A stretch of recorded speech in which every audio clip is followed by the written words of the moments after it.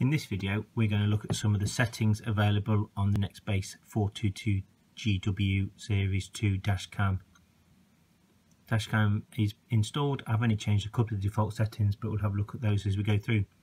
It's not in record mode at the moment, but the screen's showing, so I'm just going to press the setup button. And we get 4 initial high-level setup options. Go into the video settings. Here we can change the resolution. Have a look at that. And you've got different resolutions there. Now, the resolution is also linked to the front and the rear facing camera. There's a page in the manual that tells you that when you set your front resolution to certain ones, it allows you to have different resolutions of the back camera. So at 1440 and 30 frames per second and 1080p 60 frames per second, the back camera is limited to just 720p. If I down this to 1080p 30 frames per second, that actually puts both cameras in 1080p 30 frames per second. So I'm actually going to try that, and maybe I'll record and show some extra rear view footage another day. We have exposure. Not seeing much reason to change this at the moment, but if you're having a bit of trouble getting good quality images due to where the camera's mounted and how it's looking out your window, might be something you want to have a look at there. On audio on and off, and this is whether the device is actually going to be recording sound when it's recording during the day, during your travels. This is on, so it's recording sound within the cab as well as recording video. And then we've got video length.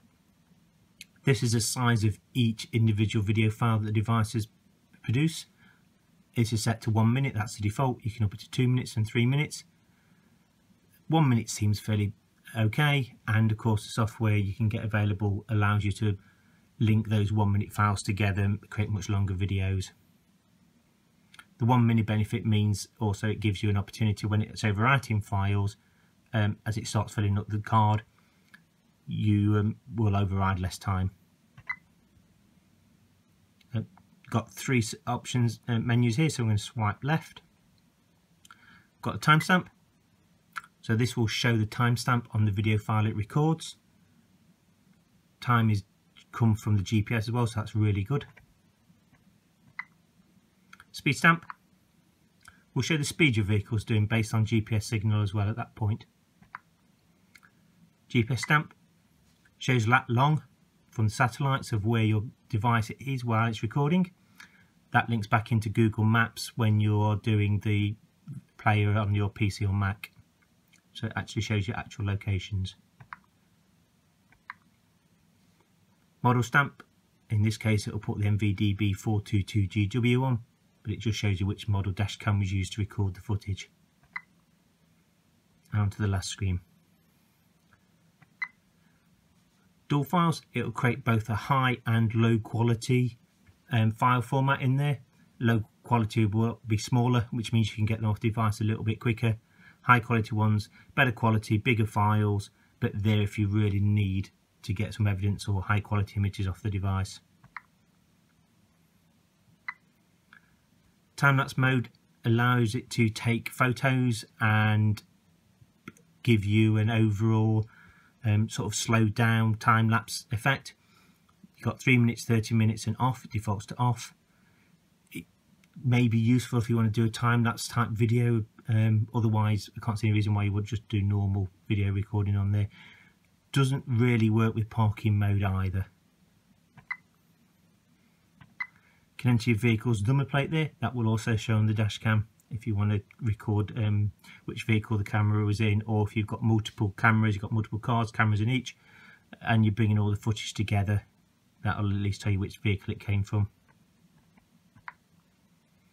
And the G sensor, so this detects vibrations to the device and is used to protect files. So if the device detects a vibration, a knock, the idea is being if you're involved in an accident, it'll protect the file and not overwrite it. Got different sensitivities. You've got low, medium and high. and off. It defaults to medium, and that can be a little bit oversensitive, especially if you're going over speed bumps a lot, which was what we'll come to later about reformatting it, but leave it on medium and see how it goes. So there are all the video settings. In the driver assistance settings, got the SOS, and it's not currently enabled. Looks like it's going to come in the future firmware. SOS is designed to contact emergency services in the event of an accident. If it detects an accident, the device will try and alert you, give you a chance to respond via the application on your phone. If you don't, it'll contact emergency services, give locations and details across from that. This allows you to turn the camera into a reversing camera. So when it detects you going backwards, it will display the image on the reversing camera.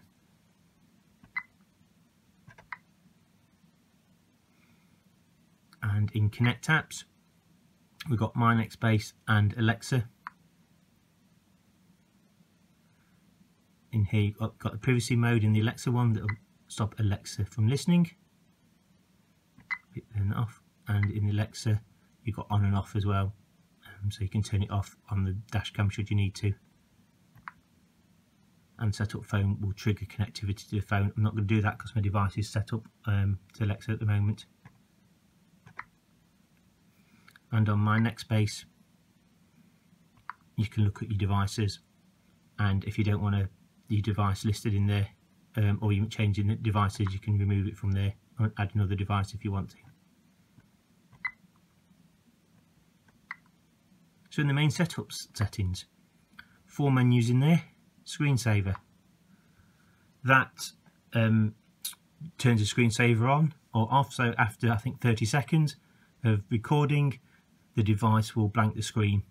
That seems to help a little bit with the device. It can get a little bit hot, and also it seems to help a little bit with the battery as well. Let's just look in the settings on that one. You've got on. Speed display will blank the main screen but show what speed you're doing, and then you got off. We'll leave that on. For alerts, I'm just going to check the manual. I had the manual next to me for this one. It turns on off the beep that sounds when a recording starts, when a recording ends, and when a file is protected.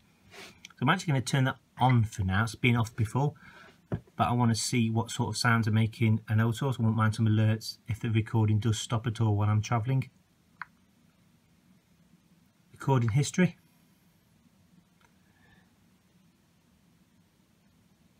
That defaults to how long it can keep the file for. It apparently is designed for some territories where you're not supposed to keep files for much longer than the journey length. Here it's set to max, so it'll keep it until the SD card is full, and then overwrite from there. Parking mode, by default it's turned off. I've turned it on this device. Parking mode, when the vehicle has stopped and power has been turned off, the device will keep a little bit ticking on the battery. It will detect motion, so physical moving of the car, and then it will start recording for a few seconds, and hopefully it gets any footage of if someone hits your stationary car or if someone's trying to break into your car. That's record between 1 to 2 minutes. That's turned on as well on my device. Some basic localization settings. My language is English UK. Hold a different list of languages in there. Which country I'm in.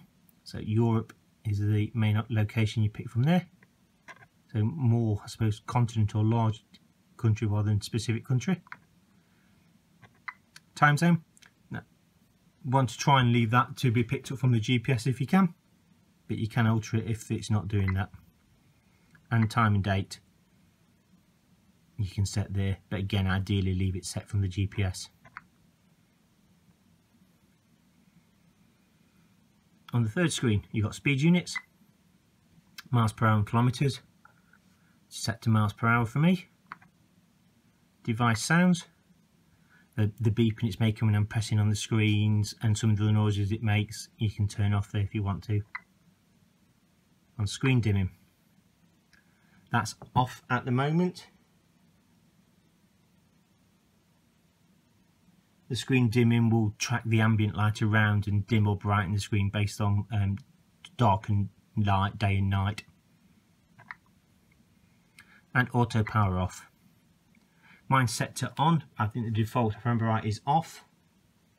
If it's set to off, when power's removed from the device, after 10 seconds it turns off.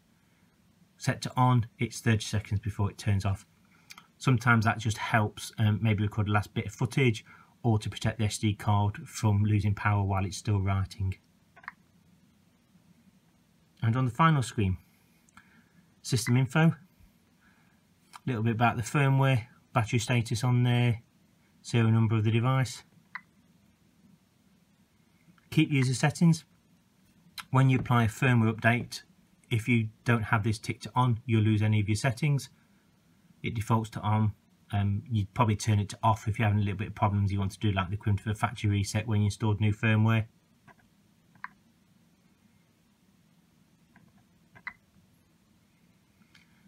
Default settings, we'll do a factory reset. Not going to do that, just been set the device up.